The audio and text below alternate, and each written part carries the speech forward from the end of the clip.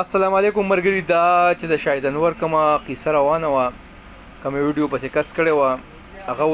اوس معافي غواړي او پلان کې وډینګري هلکه ته به د خلکو مور او خور ته کنځلې کې بدې خبرې به کې د خلکو شناختی کارډونه به راوباسي او بیا به ته به سوشل میډیا باندې معافي غواړې وایي دا څه ګپ ساده کړې ده خو زه تاسو ته پهله د شاهد انور ویډیو لګوم چې څه وایي او بیا بعد کې ته ویډیو لګوم چې هغه لږ بیا دوباره څه ویډیو کړی نو هغه ته لګوم او منګ سره اوسې چې ته ځې ما میشن ورکړي دي وایي انور په ګوته نه پټېږي زما د پلار خورشید انور نوم دی زه د کالا کلي یم او 15 وروڼه یو د مشر ورور مې سهیل انور نوم دی د هغې نه ورپسې فیصل انور دی بیا پسې سعید انور دی بیا پسې زه یم شاهد بیا زما نه ورکوټی نوید انور دی او کومه یاسمین ډمه چې ته یادی زه خو خدای شته نه پیژنم چې دا څوک ده خو د چا به موري او زما مور ته زما کلي ته لاړ شه د بیجي تپوس وکړه زما مور ته خلک بیجي وایي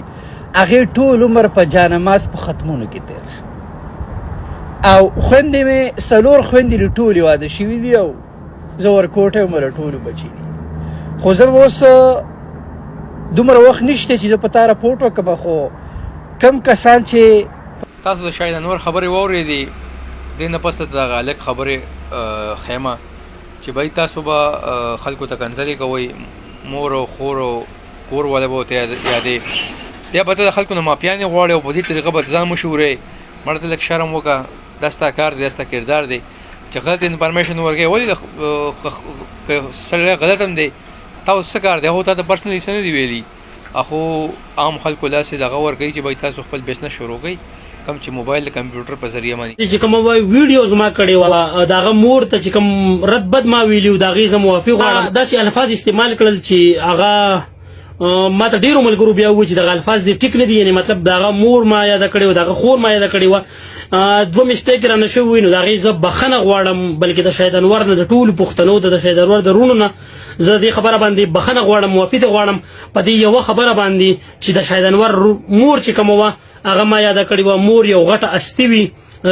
او یو غټ نوم وي نو زه د هغې د ټولو پښتنو نه یو ځل بیا بخنه ډېرو ملګرو راته ویلي دي دلبر ټي وي والا تاسو به ډېر ښه پېژنئ د کارت لنګ یو زمونږ یو ورور دی سید حبیب یو ارون باچا د دې 3 کسانو په وجه باندې زه دا ویډیو جوړم دا بخنه غواړم چې هغوی ما ته دا ووایي چې ستا نه غلطي شوې ده او ډېره غټه غلطي تا کړې ده چې تا د شاهد انور مور یاده کړې ده او تا د شاهد انور خور